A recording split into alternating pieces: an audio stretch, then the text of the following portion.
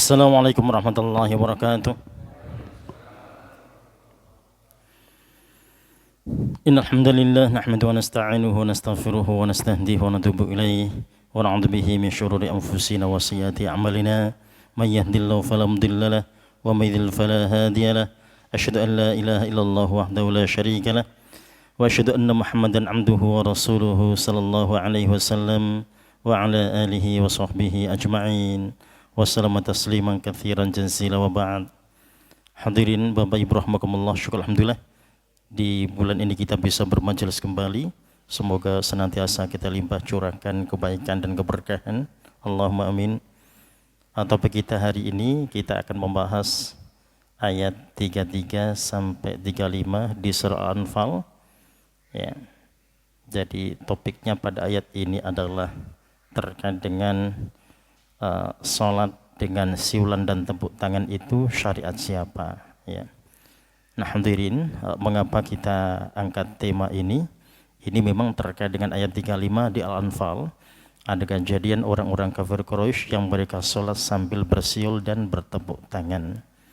Ya. A'udzubillahi minasyaitonirrajim. Bismillahirrahmanirrahim. Wa ma kana salatuhum 'indal baiti illa mukaa'a wa tasdiyah. Dan tidak ada salat mereka itu di Baitullah atau di Ka'bah illa mukaa'a wa tasdiyah, kecuali siulan dan tepuk tangan saja. Fadzuqul 'adzaba bima kuntum takfurun. Oleh karena itu rasakanlah siksa oleh karena keingkaran kamu sekalian. Nah hadirin, mereka ini adalah orang-orang kafir Quraisy ya. Ternyata mereka juga sholat, tapi sholat mereka dengan siulan dan tepuk tangan. Nah, kalau mereka ditanya, itu syariat siapa? Mengapa mereka sholat sambil bersiul dan tepuk tangan? Dan memang di masjid itu, di Masjidil Haram, ada Rasulullah dan para sahabat yang mereka sedang melaksanakan sholat. Dan memang jelas bahwasanya sholatnya berbeda dengan sholatnya Rasulullah dan para sahabat. Ya. Kalau kita memastikan sholatnya Rasulullah dan para sahabat, tentu tidak berbeda dengan sholatnya Nabiullah Ibrahim alaihissalam, gitu ya. Tidak berbeda dengan sholatnya para nabi sebelumnya. Yang berbeda adalah rakaatnya, jumlah rakaatnya, dalam sehari berapa waktu, itu yang berbeda. Tapi kalau sholatnya ada ruku dan ada sujud, tentunya akan sama ya, karena perintahnya ada irka'u ma'ar-raki'in, gitu ya. Rukuklah kamu sekalian bersama orang-orang yang rukuk. Bahkan kita mendapati bagaimanakah Maryam diperintahkan oleh Allah untuk rukuk di sana ya, untuk sujud di sana. Jadi sehingga sholatnya tidak berbeda. Yang berbeda adalah bacaannya, atau tadi bilangan rakaat, atau waktu dalam sehari berapa banyak.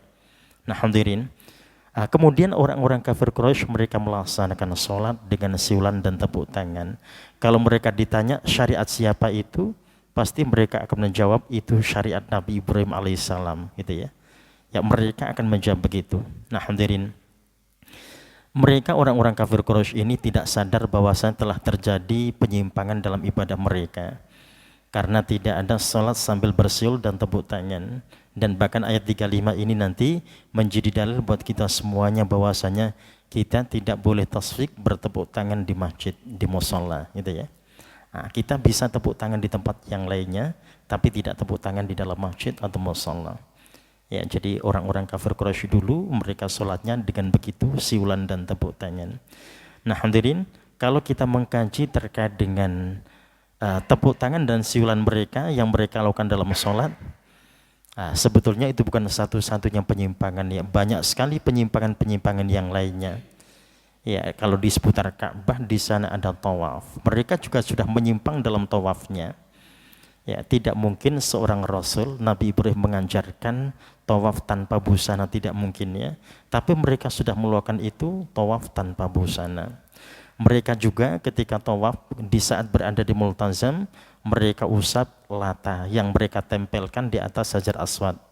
Jadi Lata yang dianggap sebagai Tuhan mereka, mereka pasang di atas Hajar Aswad. Jadi kalau mereka ada di situ, mereka tidak mengecup, tidak mengusap, tidak isyarat pada Hajar Aswad, tapi mereka mengecup, mereka isyarat pada Lata. Nah, begitu juga ketika mereka melaksanakan sa'i. Nah, sa'i di sofa itu mereka letakkan ada patung Isaf namanya, gitu ya. Di Marwah ada patung namanya Nailah. Ya, jadi ketika mereka melaksanakan sa'i di sofa mereka mengusap Isaf, gitu ya. Nanti di Marwah mereka mengusap Nailah, gitu ya. Nah, itu yang mereka lakukan dalam melaksanakan sa'i. Nah, hadirin, semua kalau ditanya itu syariat siapa, pasti mereka mengatakan itu syariat Nabi Ibrahim alaihissalam. Jadi telah terjadi penyimpangan di sana tanpa mereka sadari, mereka telah berbuat kesyirikan di situ. Ya, jadi kalau yang mereka agungkan adalah patung-patung itu, berarti mereka sudah menyekutukan Allah di saat mereka sa'i. Ya.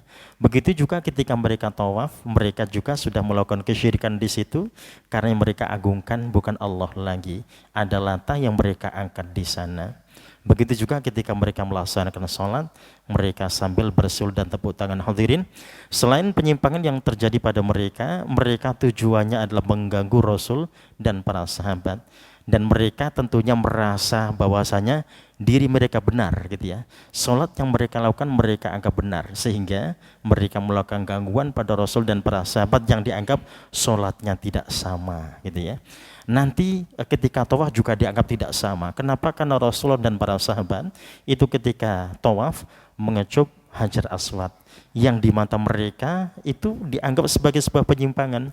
Nah, hadirin, mereka menyimpang tidak sadar jikalau mereka menyimpang, tapi ketika Rasul dan para sahabat melakukan hal yang hak, yang benar, dianggap menyimpang oleh mereka. Ya, jadi orang ketika sudah menganggap bahwasanya ibadah yang mereka lakukan itu dianggap sebagai sebuah syariat, padahal mereka tidak menyadari terkait dengan distorsi penyimpangan yang sudah terjadi pada mereka, maka tentu akan sangat berbahaya, ya. Jadi karena sudah mendarah daging dianggap sebagai sebuah ajaran padahal tidak. Nah, hadirin, jikalau kita sedikit mengambil contoh mengapa kemudian terjadi penyimpangan dalam ibadah-ibadah mereka, ya. Nah, kalau kita ambil contoh, ini Lata yang mereka anggap sebagai Tuhan dan bahkan mereka pasang di atas Hajar Aswad. Ya, ini kalau kita gali sejarahnya, Lata ini dulunya wanita solehah. Ya. Kalau mereka mengakui ada Uzza juga, ada Manan juga, itu tiga-tiganya adalah wanita solehah di zamannya.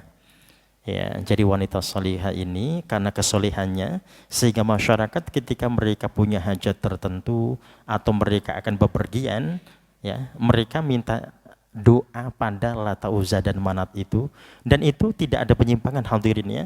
Jadi kalau kita minta doa pada kerabat kita, pada tetangga kita, pada ibu, pada ayah kita, pada nenek kakek kita, tidak ada masalah. Kita akan berpergian, kita minta doa pada kawan-kawan kita, tidak ada masalah. Itu hal yang wajar dan dipersilahkan. Ya, mengapa? Karena mereka masih hidup dan mereka bisa mohon pada Allah. Ya, nanti mereka saudara-saudara kita yang kita minta doa itu, mereka akan doa pada Allah, ya Allah semoga Engkau berikan dia keselamatan, semoga Engkau berikan kelancaran. Artinya kita semua ketika diminta doa kita bisa memohon pada Allah untuk mendoakan saudara kita itu. Jadi tidak ada penyimpangan jikalau mereka itu meminta doa pada Lata, Uzza dan Manat ketika mereka masih hidup, ya. Jadi sangat wajar. Nah, hadirin, penyimpangan tidak mereka sadari di saat Lata, Uzza dan Manat itu telah wafat. Ya, ternyata mereka masih melanjutkan kebiasaan itu. Ya, mestinya mereka meminta pada yang hidup, gitu ya. Minta doakan pada orang-orang yang hidup seperti halnya Umar bin Khattab radhiyallahu anhu. Itu di saat Umar bin Khattab sering kali tawasul minta doa pada Nabi. Ketika Nabi sudah wafat, maka Umar tidak lagi minta pada Nabi, tapi minta pada orang yang terdekat dari Nabi, dan itu adalah paman Nabi yang dianggap paling dekat dengan Rasulullah, yaitu Abbas bin Abdul Muthalib radhiyallahu anhu, ya. Ya, itu Umar melakukan hal yang demikian, ya. Jadi memintanya tidak pada Rasul ketika Rasul telah wafat, tapi meminta pada Abbas bin Abdul Muthalib radhiyallahu anhu. Nah, hadirin, kita kembali pada Lat dan Manat ya. Di saat mereka meninggal ternyata masyarakat masih punya kebiasaan meminta pada orang-orang itu. Generasi yang melihat dan menyaksikan yang mereka mungkin tidak pernah mengkaji, tidak pernah mendalami, mungkin menganggap itu sebuah ajaran gitu ya, sehingga mereka mengikuti nenek moyangnya. Ya, ketika nenek moyangnya berlaku begitu, mereka mengikutinya. Nah, pada akhirnya ternyata mereka membuat patung-patung ya, patung Lata, Uzza dan Manat dipatungkan. Alasannya adalah liyuqarribuna ilallahi zulfa, agar bisa ini sekedar untuk mendekatkan diri saja. Ya. Jadi mereka tidak niat menyembahnya. Mereka tahu kalau menyembah patung itu adalah syirik ya. Ya. Ketika sudah dipatungkan dan ternyata mereka melakukan hal yang sama apa tadi, meminta bertawasul pada patung-patung itu ya, yang tadi anggapannya hanya sekedar mendekatkan saja. Generasi di masanya yang menyaksikan itu dan mereka tidak mengkaji, tidak mendalami, akan menganggap sebagai sebuah ajaran ya. Jadi sehingga kemudian dianggap biasa pada mereka ya. Dan pada akhirnya karena Lata dan Uzza dan Manat telah dipatungkan ya, pada akhirnya pada generasi berikutnya kemudian mereka menyembahnya gitu ya. Karena sudah menyembahnya sehingga patung-patung itu diletakkan di sekitar Ka'bah, salah satunya di atas Hajar Aswad itu untuk Lata ya. Nah, hadirin, ada penyimpangan yang tidak mereka sadari. Jadi sehingga bagaimanakah ketika Allah mengancam mereka itu gitu ya. Ya, jadi mereka sholat sambil bersiul dan tepuk tangan. Ya, maka di ujung ayat 25 itu Allah menyatakan fadzuqul adzaba bima kuntum takfurun, maka rasakanlah siksa karena keingkaran kamu sekalian, atau kamu sekalian selalu berbuat ingkar. Nah, hadirin, terkait dengan siksa ancaman yang Allah ancamkan pada ayat 35 ini, apakah kemudian terjadi siksa pada mereka di Masjidil Haram itu?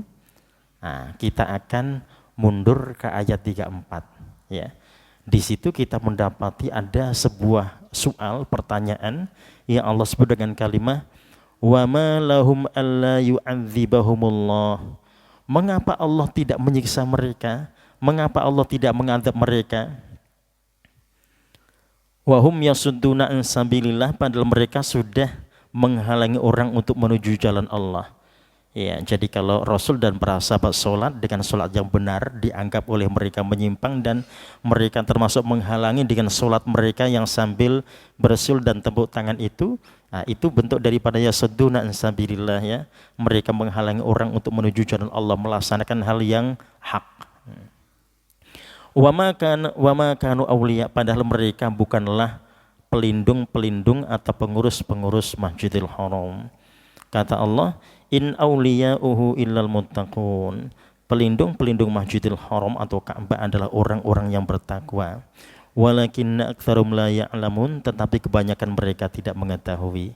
Ya, jadi mereka tetap saja berusaha untuk menguasai Masjidil Haram, padahal terjadi penyimpangan pada mereka.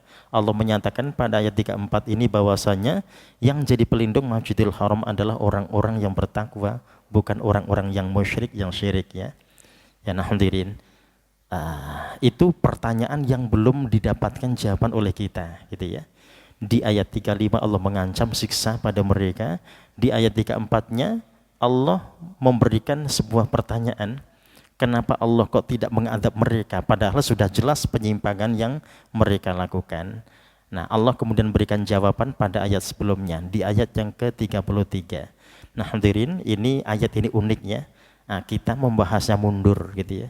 Biasanya maju, ini mundur.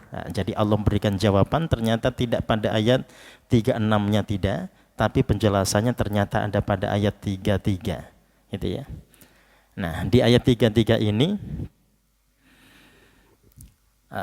kalau di 34-nya tadi dimulai dengan wa ma lahum alla yu'adzibahumullah, mengapa Allah tidak mengadab mereka? Maka jawabannya wa ma kana Allahu liyu'adzibahum wa anta fihim. Allah tidak mungkin mengadab mereka jikalau engkau Muhammad ada di antara mereka. Ya, jadi ada kemungkinan yang pertama ini, Allah tidak menyiksa mereka di Masjidil Haram itu, padahal di ayat 35 Allah sudah bersumpah akan menyiksa mereka. Itu alasannya yang pertama, kemungkinan karena ada Rasul yang ada di antara mereka. Nah hadirin, kalau Rasul ada di situ, kemudian Allah menembakkan azab, akan kena yang beriman gitu ya. Ya. Nah, jadi sehingga Allah tidak menetapkan siksa di saat itu. Nah yang kedua, wa ma kana Allahu mu'adzib, Allah tidak mungkin mengadab mereka jikalau mereka mohon ampun pada Allah. Nah hadirin, jikalau kita mengambil salah satu di antara dua jawaban yang Allah jelaskan di ayat 33 itu, bahwasanya Allah menunda siksa atau Allah bisa membatalkan siksa bagi orang-orang yang melakukan pelanggaran itu dengan dua kemungkinan. Ada Rasul di antara mereka, atau kedua karena mereka mohon ampun pada Allah. Ya, jadi ketika ada orang-orang yang mohon ampun pada Allah, ternyata mereka terampunkan dan siksa itu dicabut oleh Allah ya. Nah, tapi hadirin, jikalau kita gali ayat 33 ini, apakah orang-orang kafir Quraisy itu mohon ampun pada Allah? Ternyata tidak. Mereka tidak mohon ampun pada Allah ya. Lantas apa jawaban yang dipastikan Allah tidak menyiksa mereka di Masjidil Haram? Kepastiannya adalah syarat yang pertama tadi ya, bahwasanya di situ ada Rasulullah. Wa ma kana Allahu li'adzibahum wa anta fihim. Allah tidak mungkin mengadab mereka sedangkan engkau Muhammad ada di antara mereka. Nah, ini jawaban yang pasti ya. Allah tidak menyiksa mereka di situ karena ada Rasulullah. Nah, apakah kemudian Allah tidak menyiksa mereka? Allah menyiksa mereka. Di manakah siksaan itu? Allah tetapkan siksa mereka ada di Badar. Jadi di saat perang Badar ini, mereka-mereka yang melakukan itu tidak ada satupun yang hidup. Mereka semua mati. Nah, hadirin, perang Badar ini juga termasuk perang yang sangat unik ya. Karena Rasulullah dan para sahabat dengan pasukan 316 itu tidak niat untuk berperang. Ya, tidak niat untuk berperang melawan orang-orang kafir Quraisy itu ya. Jadi niatnya adalah menghadang kafilah dari Syam yang ketika itu dipimpin oleh Abu Sufyan. Ya, tapi ternyata Allah hadapkan Rasul dan para sahabat dengan pasukan yang dari Makkah gitu ya. Jumlahnya 1000 lebih gitu ya. Dan ternyata bisa menang. Hadirin. Jadi Allah telah menjanjikan bahwasanya mereka akan diadab oleh Allah. Dan Allah pastikan mereka teradab di saat Badar itu. Jadi sekalipun tidak di Masjidil Haram, karena tadi ada sebab mengapa Allah tidak menyiksanya, tapi Allah tetap memastikan bahwasanya mereka disiksa di tempat yang lainnya. Ya, hadirin, ketika kita mendapati bahwasanya orang-orang yang mereka diancam dengan siksa, ya, ketika Allah dipastikan tidak membatalkannya, itu akan terjadi di waktu yang lainnya atau di tempat yang lainnya yang mungkin seringkali orang tidak menyadari.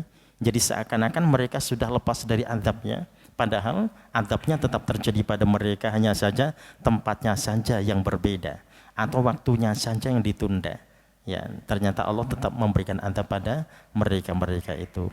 Nah, hadirin, pelajaran dari ayat ini tentunya ketika kita mengkaji ayat, tugas kita adalah bisa mengambil pelajaran gitu ya. Jangan sampai kemudian kesalahan yang terjadi pada orang-orang kafir Quraisy yang mereka sudah menyimpang, tidak ada usaha di antara mereka untuk menjaga ajaran dengan baik, ajaran Nabi Ibrahim, sehingga kemudian pada akhirnya mereka mendapatkan azab itu. Nah, ini pelajaran bagi kita kaum muslimin ya. Kalau kita bicara terkait dengan syariat, maka kita pastikan bahwasanya syariat yang kita ikuti adalah syariat Rasulullah Sallallahu Alaihi Wasallam. Ya, dan untuk memastikan bahwasanya itu adalah syariat Rasulullah, maka kita akan berusaha untuk bisa disiplin dalam menjaga ajaran itu. Ya. Nah, hadirin, kita ambil contoh yang paling ringan, yang mungkin seringkali kita hadapi di keseharian kita ya. Ya, jadi kalau sholat berjamaah sudah otomatis gitu ya, otomatis ada 5 waktu di sana, dan ini tetap kita akan jadikan sebagai pelajaran bahwasanya jangan sampai sholat yang kita laksanakan itu ada penyimpangan di sana, tapi kita tidak sadar bahwasanya terjadi penyimpangan. Ya, misalkan sholat berjamaah bagi yang masbuk misalkan ya, orang-orang yang masbuk mendapati imam sedang ruku, atau mendapati imam sedang sujud, atau mungkin mendapati imam sedang duduk di antara dua sujud, atau mungkin duduk tahiyat ya. Lantas orang yang masbuk itu ternyata tidak mengikuti imam ya. Dia sudah datang di shaf ya, tapi berdiri saja menunggu sampai imam berdiri ya. Padahal kalau kita kembali pada hadis Abu Hurairah ya, yang menjelaskan bahwasanya yaqulu Rasulullah sallallahu alaihi wasallam innama ju'ilal imamu litamma bih. Imam itu dijadikan sebagai penyempurna ya. Fa idza kabbara fakabbiru, jikalau dia bertakbir maka takbirlah kamu sekalian. Wala tukabbiru hatta yukabbir, dan jangan kalian bertakbir sampai imam bertakbir. Nah hadirin, ini berarti menunjukkan bahwasanya seorang tidak boleh mendahului imam dan mereka juga tidak melambat-lambatkan gerakannya gitu ya. Ya, jadi kalau tadi yang masbuk, ketika dia datang dan dia mendata imam sujud, berarti dia mesti ikut sujud gitu ya. Ya, sesuai dengan kalimat wa idza raka'a farka'u, jikalau dia ruku, rukulah kamu sekalian. Wa idza sajada fahjudu, jikalau dia sujud, sujudlah kamu sekalian. Nah hadirin, ketika imam ruku, kita pastikan kita akan ruku di saat kita masbuk ya. Ketika kita ikut ruku dan mendapatkan rukunya imam, berarti kita telah mendapatkan satu rakaat gitu ya. Sehingga ketika kita misalkan datang di rakaat awal, kita mendapatkan rukunya imam untuk sholat maghrib, sudah 3 rakaat yang kita lakukannya, berarti kita tidak akan nambah lagi gitu ya. Jikalau kita nambah lagi, nanti terhitung berarti menjadi 4 rakaat ya. Jadi sehingga rukunya imam kita jadikan sebagai patokan, sebagai rakaat 1 rakaat ya bagi orang-orang yang masbuk. Jadi yang masbuk mereka dapat dispensasi itu. Nah lantas bagaimanakah dengan Fatihah yang belum mereka baca ya, bahwasanya la sholata liman lam yaqra bi fatihatil kitab, begitu ya. Tidak sah salatnya seorang yang tidak membaca Al-Fatihah. Nah hadirin, ini kalau seorang sedang sholat sendiri, kalau dia tidak baca Fatihah pasti batal sholatnya. Atau imam yang tidak baca Fatihah pasti batal sholatnya ya. Tapi kalau makmum, di saat dia masbuk dan dia mendapatkan rukunya imam, dia telah dinyatakan mendapatkan 1 rakaat. Nah bagaimanakah dengan Fatihah yang belum dia baca? Insya Allah tidak ada masalah dengan makmum yang belum baca Fatihah ketika dia taat dan patuh pada imam. Jadi ketika imam ruku, dia akan ikut ruku gitu ya. Nah hadirin, bagaimanakah jikalau misalkan sholat di siang hari gitu ya, ternyata imam membaca suratnya tampak cepat ya, sehingga makmumnya baru ihdinas siratal mustaqim, ternyata imam ruku gitu ya. Imam ruku, ternyata dia enggak ikut ruku ya, dia menyelesaikan Fatihahnya. Imam sudah i'tidal sami Allahu liman hamidah, ternyata ada makmum yang kemudian baru ruku gitu, padahal imam sudah i'tidal. Jadi artinya dia sangat terlambat dalam mengikuti gerakan imam. Atau mungkin ada imam yang sudah sujud, dia ternyata baru ruku. Alasannya menyelesaikan Fatihahnya. Dia takut kalau Fatihahnya tidak diselesaikan nanti batal sholatnya. Nah hadirin, jadi kalau makmum itu ketika sudah mendapatkan rukunya imam sudah dianggap 1 rakaat. Meskipun dia belum selesai baca Fatihah, jadi misalnya dia masbuk, imam berdiri, masih berdiri ya, dia takbir Allahu Akbar baru membaca sampai Ar-Rahmanir Rahim, imam ruku gitu ya, maka dia mesti ikut ruku. Dia tidak bisa menyelesaikan Al-Fatihahnya ya. Mengapa begitu? Karena nas hadis ini yang kita akan pegang, bahwasanya ketika imam ruku maka kita disuruh untuk segera ruku. Insya Allah kita sudah dianggap mendapatkan 1 rakaat. Jadi seorang tidak perlu untuk melanjutkan bacaan Al-Fatihahnya. Atau mungkin ada orang yang ikut ruku, tapi di saat ruku dia tidak membaca zikir, dia tidak membaca Subhana Rabbil Azim seperti yang biasa dia baca, tapi ternyata dia melanjutkan bacaan Fatihahnya ketika ruku. Kalau yang begitu berarti haram ya. Seorang ketika sholat tidak boleh di saat ruku dan sujud membaca surah atau membaca ayat Al-Quran. Ya, jadi dia tidak perlu melanjutkan ketika imam ruku, maka segera akan takbir ruku Allahu Akbar gitu ya. Nah, berikutnya wa idza qala sami Allahu liman hamidah faqulu Allahumma rabbana lakal hamdu. Ketika imam baca sami Allahu liman hamidah, kita disuruh membaca Rabbana lakal hamdu, atau Allahumma Rabbana lakal hamdu, atau Rabbana walakal hamdu dengan wa, atau Allahumma Rabbana walakal hamdu. Silakan kita pilih seperti kebiasaan kita ya. Mau yang pakai Allahumma atau langsung Rabbana silakan. Yang ada wa-nya dan tidak silakan, seperti kebiasaan yang sudah dilaksanakan. Fa idza sajada fasjudu, jikalau dia bersujud maka sujudlah kamu sekalian. Wala tasjudu hatta yahjud, dan janganlah engkau bersujud sebelum imam bersujud. Nah hadirin, mungkin ada orang yang lebih cepat gerakannya dibandingkan imam gitu ya. Ya, imam Allahu Akbar, ternyata makmumnya sudah sujud duluan gitu ya.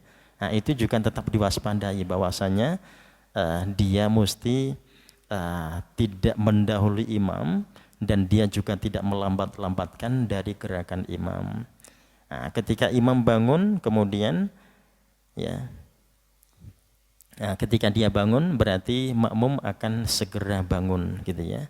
Ketika imam bangun dari sujudnya Allahu Akbar, maka makmum akan segera takbir dengan bangun Allahu Akbar. Nah hadirin, boleh jadi juga ada seorang yang karena terpacu ingin banyak berdoa ketika sujud gitu ya. Karena dikatakan bahwasanya seorang ketika sholat paling dekat dengan Allah adalah di saat posisi dia bersujud, maka banyaklah berdoa di saat bersujud, begitu ya perintahnya dalam hadis ya. Ketika seorang sholat sendiri dipersilahkan ya membaca doa sepanjang-panjangnya dia minta ketika sujud, mohon pada Allah. Tapi di saat dia menjadi makmum, maka dia mesti taat pada imam. Ketika imam bangun dengan takbir Allahu Akbar, maka dia segera bangun dengan Allahu Akbar. Ya, jadi jangan sampai ada imam yang sudah berdiri gitu ya, ternyata ada makmum yang masih sujud gitu ya. Alasannya ingin banyak berdoa ketika sujud, karena perintah hadis begitu ya. Ya, jadi karena dia paling dekat dengan Allah ketika sujud, sehingga dia banyak berdoa di situ. Nah, hadirin, tadi kalau sedang sendiri dipersilahkan ya. Tapi kalau sedang menjadi makmum, tugas kita adalah taat pada imam. Ya, jadi imam dijadikan sebagai penyempurna. Jadi makmum salah tidak dianggap salah jikalau imamnya benar ya. Tapi kalau makmumnya salah, imamnya salah, makmum ikut salah gitu ya. Kayak tadi imamnya salah, makmumnya tidak salah ya baca tasbih ya. Maka ketika sujud sahwi, maka makmumnya akan ikut sujud sahwi. Jadi sujud sahwi bukan wajib hadirin ya, sunnah hukumnya. Tapi ketika makmum ikut imam, itu hukumnya jadi wajib. Ya, jadi makmum tidak salah, tapi ikut sujud bersama imam karena imamnya salah, gitu ya. Jadi imam salah, makmum ikut, gitu ya. Tapi kalau makmum salah, insya Allah tidak ada masalah. Yang penting imamnya tidak salah. Ya. Nah, itu nanti hadirin bisa terjadi pada sujud-sujud yang lainnya ya. Misalkan ada sujud tilawah mungkin yang dilaksanakan oleh imam, maka makmum juga akan ikut sujud tilawah gitu ya. Jadi sujud tilawah termasuk sunnah, tapi kalau imam melakukannya maka makmum wajib untuk mengikutinya. Nah hadirin, tadi terkait dengan kita menjaga ajaran Rasulullah di saat kita sholat ya, terutama ketika kita sholat berjamaah. Nah, kita akan mewaspadai terkait tadi penyimpangan-penyimpangan yang mungkin terjadi, disadari atau tidak, itu tetap akan jadi pelajaran buat kita ya, agar umat bisa disiplin ketika mereka melaksanakan sholat berjamaah. Ya, jadi kalau sholat sendiri, insya Allah umat sudah paham ya terkait itu. Tapi ketika berjamaah itu di lapangan ada saja yang terlihat ketika masbuk, oh ternyata berdiri terus menunggu imam berdiri gitu ya. Ya, nah tentunya orang-orang masbuk mereka mesti memahami terkait dengan itu ya. Jadi jangan sampai mereka membiarkan imam rukuk sujud dibiarkan saja. Ya, dia akan mengikuti dan kekurangannya dia akan tambahkan sendiri. Ya, jadi kalau tidak kurang, jikalau dia sudah mendapatkan rukunya imam berarti dinyatakan tidak kurang ya. Dia tidak perlu menambahkan lagi. Tapi kalau tidak mendapatkan rukunya imam, dia dianggap kurang dan dia mesti menambah kekurangannya. Nah, hadirin, ini adalah hadis riwayat Imam Abu Dawud wa aslu fis sahihain. Asalnya nas ini ada dalam kitab Sahih Bukhari dan juga Sahih Muslim. Nah, hadirin, di manakah kemudian hadis yang menjelaskan untuk memperkuat hadis Abu Hurairah tadi bahwasanya ketika kita dalam posisi ketika imam dalam posisi tertentu, maka makmum diwajibkan untuk mengikuti apa yang sedang dilakukan oleh imam.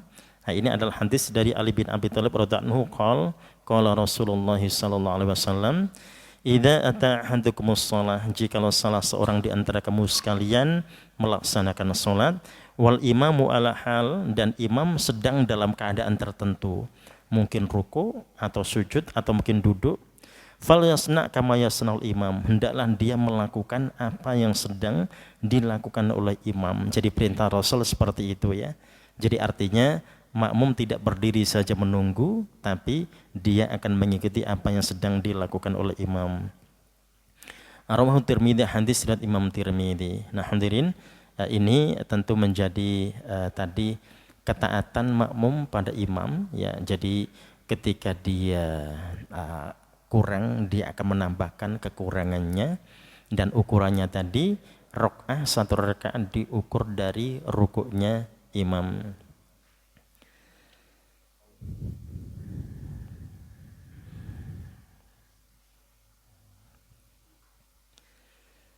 Ya. Nah, lanjutan hadis dari Abu Hurairah tadi, hadirin, wa idza shalla qa'iman fasallu qiyaman. Jikalau imam sedang salat sambil berdiri, maka makmum juga salat sambil berdiri. Wa idza shalla qa'idan, jikalau imam salat sambil duduk, fasallu qu'udan ajma'in, maka duduklah kamu sekalian. Nah, hadirin, ini boleh bisa saja terjadi ya. Misalkan ada seorang laki-laki dewasa yang sedang sakit sehingga tidak datang ke masjid, tidak di mushola ketika sholat berjamaah ya, dirinya sholat di rumah. Nah, kemudian keluarganya yang perempuan, anggota keluarga perempuan ambil kesempatan ya, daripada di rumah kita berjamaah saja gitu ya. Ya, nah ketika yang laki-laki ini yang menjadi imam karena tidak mampu berdiri, mungkin dia duduk ya, maka makmumnya juga ikut duduk. Jadi makmum tidak boleh berdiri ketika imamnya duduk.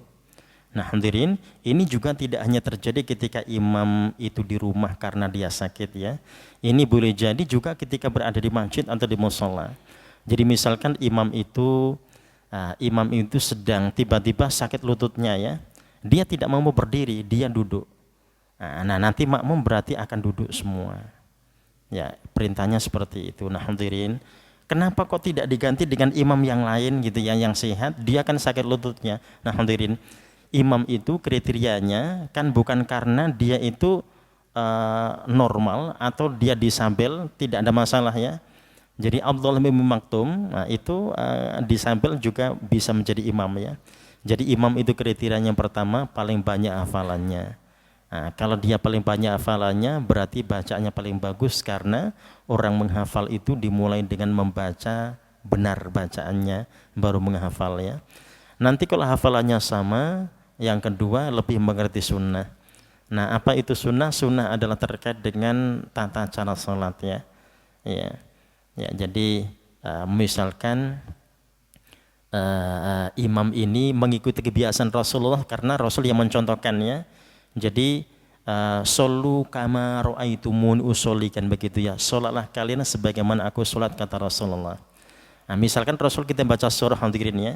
Nah, kita mendapati contoh Rasul itu kalau melaksanakan qobliyah subuh, Rasul baca Al-Kafirun dan Al-Ikhlas. Kalau Rasul salat witir, Rasul baca Al-A'la, Al-Kafirun, Al-Ikhlas, kadang-kadang Al-Ikhlas, Al-Falaq, An-Nas gitu ya.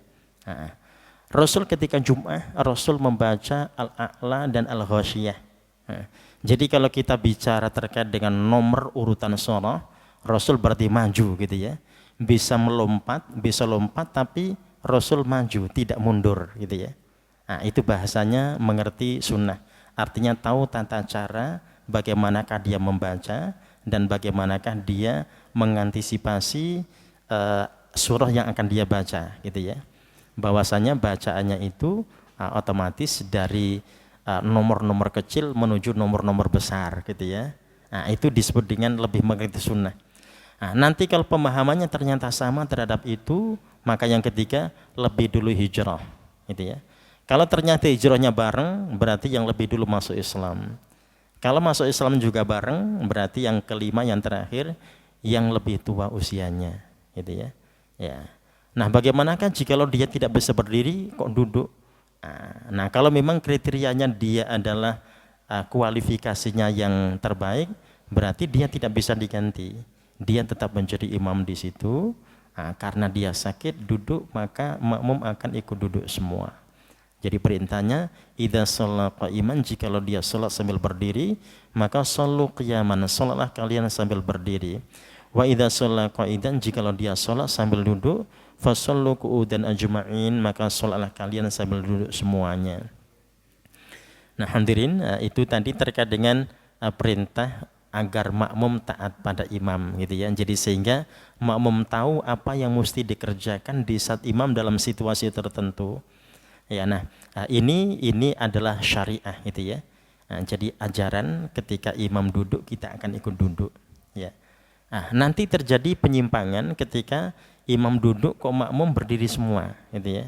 Ya, nah itu yang tetap kita akan jadikan sebagai sebuah pegangan bahwasanya seorang ketika sholat sendiri biasanya mereka sudah tahu standarnya, tapi ketika berjamaah karena ada hal-hal yang terkadang tidak selalu terjadi ya, jadi kalau dia sholat mulai dari takbir sampai salam sudah tahu biasanya ya, tapi ketika masbuk atau ketika ada situasi tertentu imam sakit tiba-tiba dia nggak sanggup berdiri dan duduk gitu ya, jadi tadi ketika rakaat pertama kedua berdiri tiba-tiba karena nggak tahan mungkin sakit apa dia duduk ya, nah itu berarti makmum akan ikut duduk juga ya. Nah, dalam situasi seperti itu apakah ada makmum yang ragu? Nah, kalau makmum faham insya Allah tidak ragu ya. Jadi kalau ini badal imam biasanya ya, di belakang imam adalah orang yang siap membadalkan. Nah, jadi kalau tahu imam duduk maka dia duduk dan yang lainnya tentunya akan ikut duduk gitu ya. Ya, jadi sehingga mereka tidak dalam keraguan. Begitu juga nanti ketika dalam situasi-situasi tertentu, maka imam melakukan suatu hal, maka makmum juga akan melakukan hal yang sama, termasuk sujud tilawah atau mungkin sujud sahwi.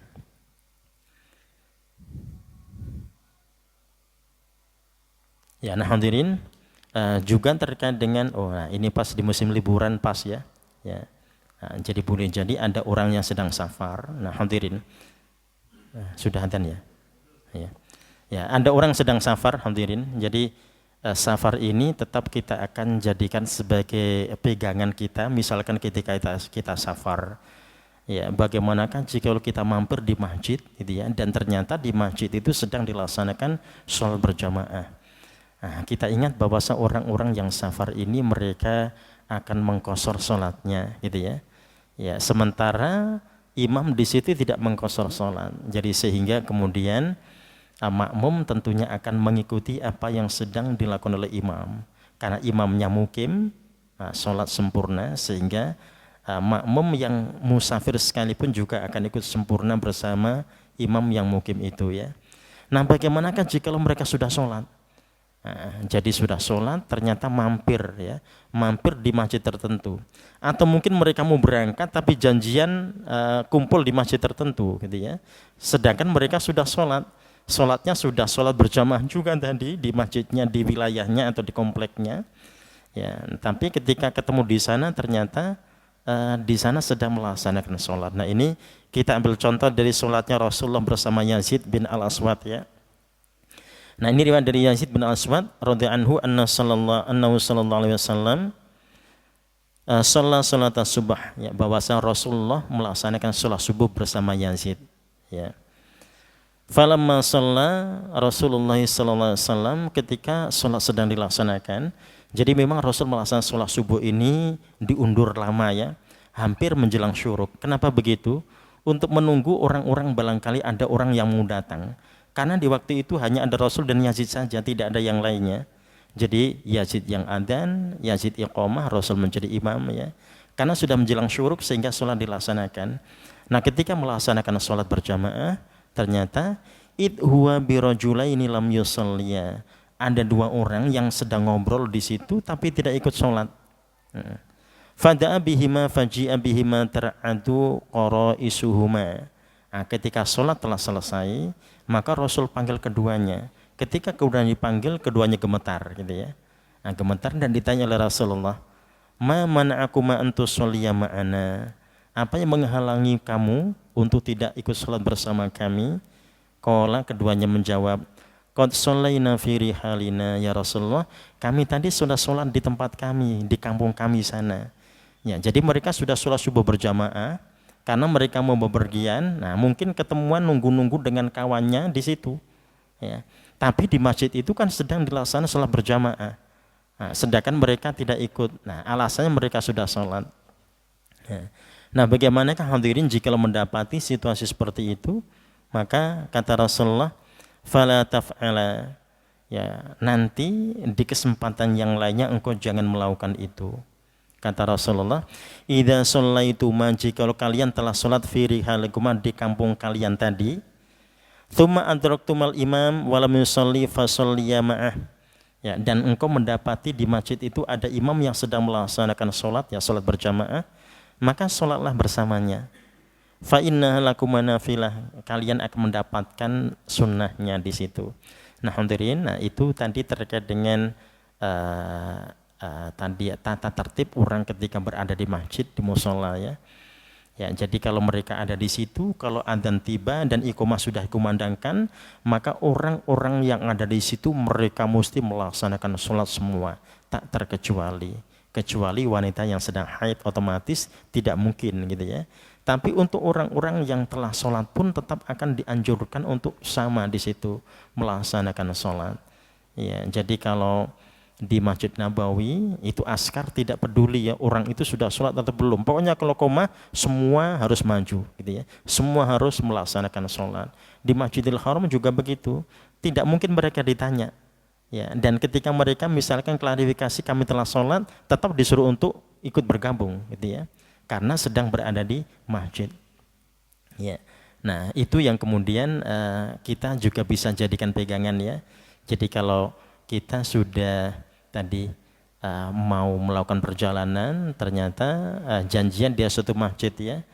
Ya, nah di masjid itu sedang dilaksanakan salat berjamaah, berarti kita yang datang disuruh untuk bergabung, ya.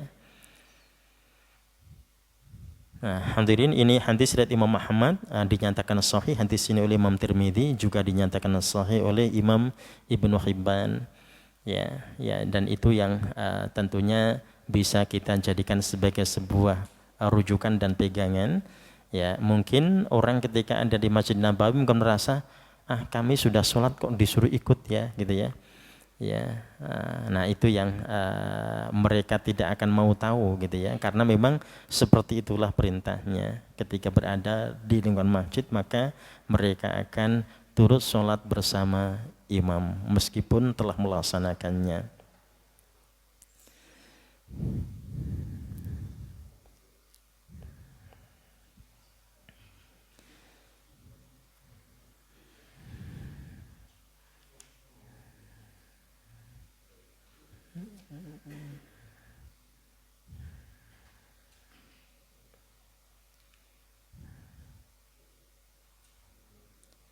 Ya, nah hadirin, tadi yang memberikan penjelasan terkait dengan terkait dengan hadis Ibnu Mas'ud, ya, yang menjelaskan kriteria imam tadi, bahwasanya imam ketika tidak bisa berdiri dia bisa duduk, dan kenapa tidak digantikan, karena tadi terkait dengan kriteria yang disebut dalam hadis Ibnu Mas'ud, ya. Ya, kita pertegas lagi, qala Rasulullah sallallahu alaihi wasallam, ya ummul qauma aqra'uhum li kitabillahi ta'ala. Jadi seorang yang mengimami itu yang paling banyak bacaannya, yang paling banyak hafalannya, dan ini disebut aqra'uhum li kitabillahi ta'ala, ya, yang paling baik bacaan Al-Qur'annya. Fa in kanu fil qira'ati sawa, jikalau bacaannya sama, fa'lamum bisunnah, maka yang kedua adalah lebih mengerti sunnah. Tadi kita telah memberikan sedikit contoh, gitu ya. terkait bagaimanakah imam tahu akan hal yang sunnah di situ. Jadi sehingga bacaan-bacaannya tetap dia akan perhatikan dari apa ke apa gitu ya. Nah hadirin, itu nanti juga tidak hanya untuk sholat berjamaah. Kalau misalkan kita sedang sholat sendiri, atau mungkin kita semua sedang sholat di siang hari yang imam tidak jahar ya, kita menetapkan surahnya sendiri-sendiri, duhur misalkan atau asar ya. Nah itu juga tugas kita adalah memastikan yang kita baca itu maju, bukan mundur gitu ya. Jadi berarti kita hafalan yang kita hafal itu kita pastikan nomor-nomor surahnya jelas gitu ya. Kita tahu itu. Misalkan kita ingin baca Al-Kautsar sama Zalzalah ya. Nah, otomatis kita baca Zalzalah dulu baru Al-Kautsar. Nah, kok kita suatu saat ingin baca Al-Kautsar dengan An-Nasr misalkan gitu ya. Nah, hadirin, kalau kita misalkan baca Al-Kautsar, ini Al-Kautsar ini kan surah paling pendek gitu ya. Surah paling pendek. Kalau kita gabungkan dengan An-Nasr idza jaa, memang urutannya adalah Al-Kautsar dulu baru An-Nasr ya idza jaa ya. Nah, untuk memastikan kalau kita ingin membaca Al-Kautsar berarti silakan kita pilih surah yang lebih panjang di awal. Ya, misalkan kita ambil Al-Maun ya. Rakaat pertama Al-Maun, kedua baru Al-Kautsar, begitu ya. Ya, jadi artinya urutan-urutannya kita ketahui meskipun kita tidak sedang menjadi imam. Jadi kita sholat sendiri pun akan begitu, termasuk ketika kita menjadi makmum di siang hari yang imam tidak membaca jahar, tugas kita juga akan merapihkan bacaan-bacaan kita ya.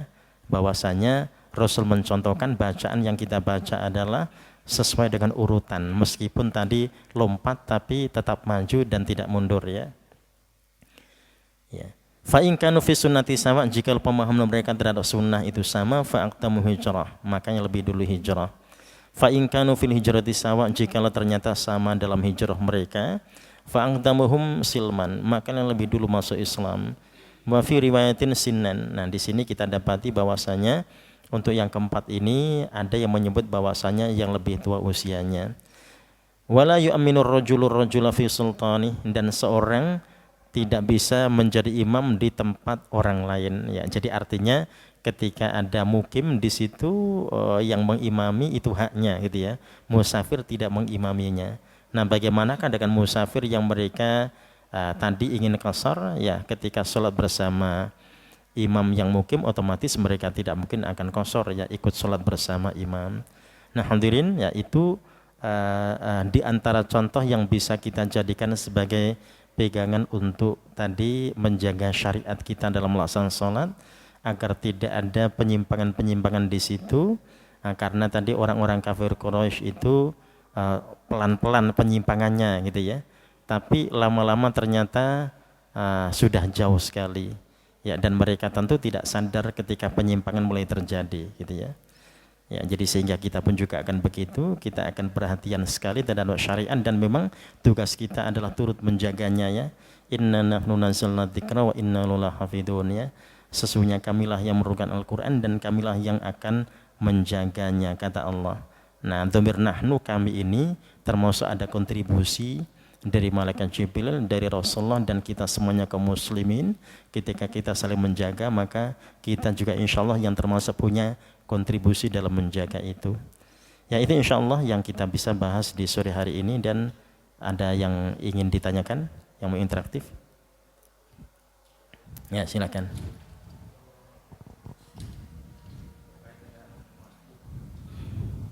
Terkait dengan masbuk,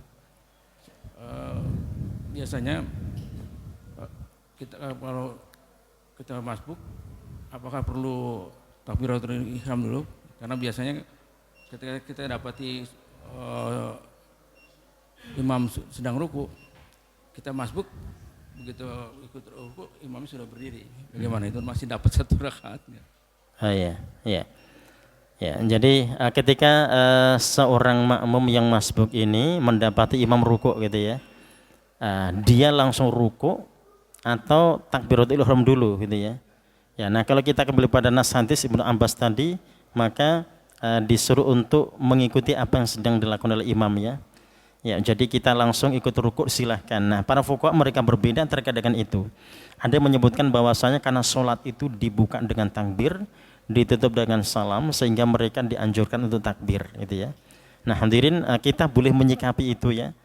Jadi kondisional. Kalau sekiranya tidak cukup, kita bisa langsung rukuk, gitu ya. Nah, agar kita bisa mendapatkan rukuknya imam. Ya. Nah, kalau di situasi yang berbeda, boleh jadi kita bisa takbiratul ihram dulu baru melakukan apa yang sedang dilakukan oleh imam ya. Nah, itu tadi kita boleh memilih ya, apakah pakai takbiratul ihram atau langsung dipersilahkan. Nah, insya Allah perbedaan itu tidak ada masalah ya. Tapi untuk mengikuti gerakan imam, nah, itu menjadi keharusan bagi makmum yang masbuk. Ya. Nah, kalau imam sudah bangun, kita tidak mendapatkan rukuknya, berarti kita dianggap belum mendapatkan rukuknya imam. Otomatis nanti kita akan nambah kekurangannya. Jadi kita dianggap mendapatkan rukuknya imam ketika dianggap satu rakaat ketika mendapatkan rukuknya imamnya. Nah, itu kita juga akan perhatian ya. Jadi imam rukuk ketika kita takbir Allahu Akbar belum rukuk, ternyata imam sudah bangun. Nah, berarti kita belum dapat ya, enggak jadi dapat. Ya. Nah, itu insyaallah. Oh ya, silakan. Assalamualaikum warahmatullahi wabarakatuh. Waalaikumsalam warahmatullahi wabarakatuh. Satu pernyataan mungkin agak di luar nalar ya, mungkin. Maksud saya jadi mengenai sholat sunnah. Kenapa waktu setelah sholat fardu tidak ada sholat sunnah? Contohnya pada sholat subuh dan sholat asar. Mohon penjelasannya itu aja. Oh, yang ba'diyahnya ya. Ya. Ya, ini kalau kita membahas terkait dengan sholat nafilah, an-nawafil ya. Sholat nafilah nanti kita mendapati di sana 10 rakaat dalam sehari semalam. Ada juga penjelasan 12 rakaat dalam sehari semalam. Ada penjelasan 14 rakaat dalam sehari semalam. Ada juga 16 rakaat dalam sehari semalam. Dan tidak ada satupun di antara hadis-hadis itu yang mencantumkan ba'dal asri dan ba'dal subah. Jadi nanti setelah asar dan setelah subuh itu termasuk yang diharamkan ya. Jadi nanti termasuk waktu-waktu yang diharamkan kita sholat ketika matahari terbit, ketika matahari di tengah, nah, itu berarti sebelum duhur ya, sejenak sebelum duhur. Kemudian ketika matahari terbenam, nah, itu terkait dengan posisi matahari ya. Kemudian yang dua lagi adalah setelah kita sholat asar dan setelah kita sholat subuh, nah, itu kita dilarang melaksanakan sholat. Nah, karena ada larangan khusus di situ sehingga sangat sinkron ya antara nas-nas hadis yang menjelaskan terkait dengan sholat sunnah, qobliyah, ba'diyah, maka untuk setelah asar dan setelah subuh tidak ada nas sama sekali yang menjelaskan akan itu, bahkan dinyatakan haram melaksanakan sholat setelah asar dan setelah subuh. Ya, itu insyaallah. Ya.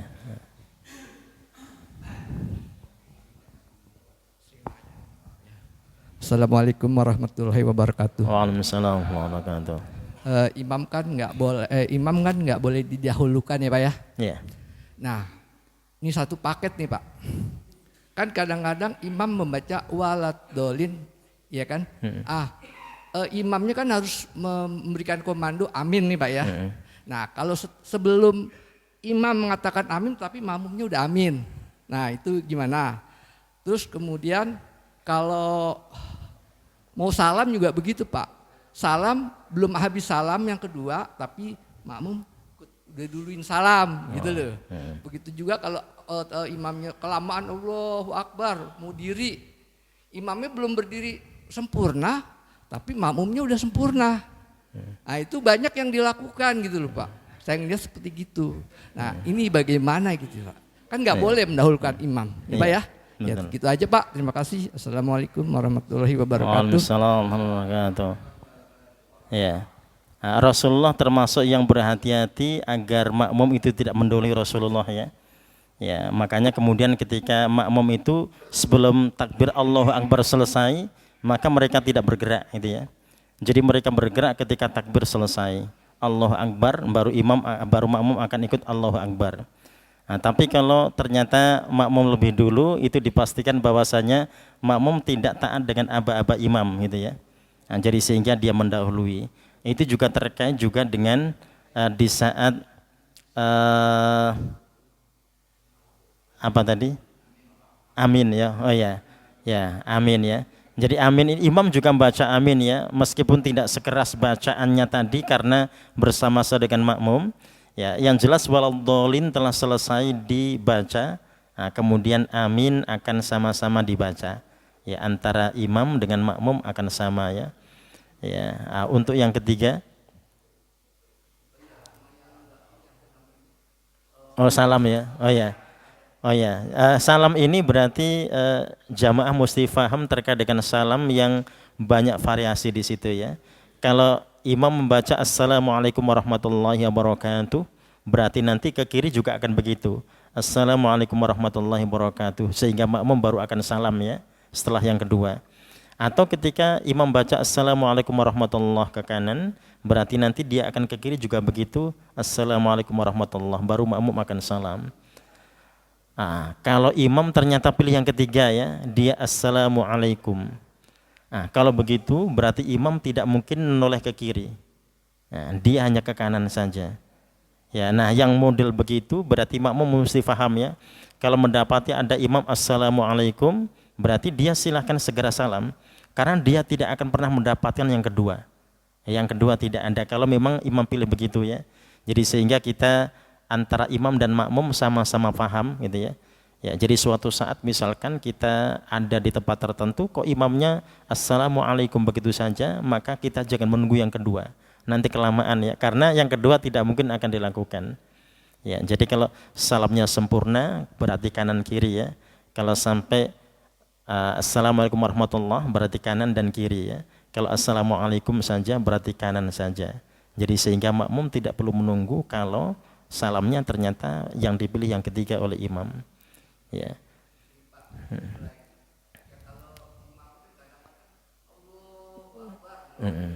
Ya.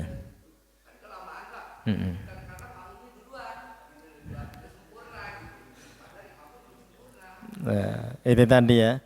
Imam gerakannya agak lambat, tapi imam ketika lambat ini misalkan diikuti dengan takbirnya yang memang dia itu baru Allahu Akbar sempurna gitu ya. Tapi ternyata makmumnya lebih gesit gitu ya. Ya, nah itu harapannya ya makmumnya tadi mengikuti aba-aba imam ya. Jadi kalau dia sudah takbir Allahu Akbar maka makmum baru akan ikut gitu ya. Ya, jadi makmum tidak mendahului gitu ya. Ya, jadi makanya makmum yang di shaf kedua akan mengikuti shaf pertama gitu ya. Dan shaf pertama karena melihat imam jadi sehingga dia nanti akan lebih rapi. Shaf yang ketiga akan melihat shaf yang sebelumnya.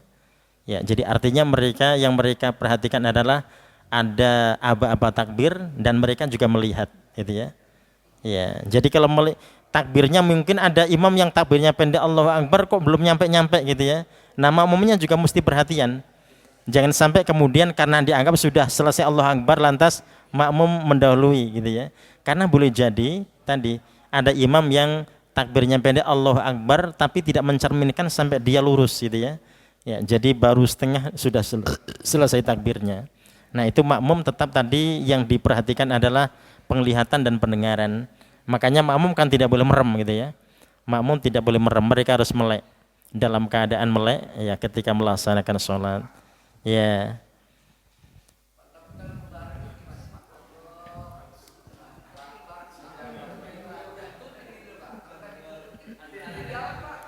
Ya.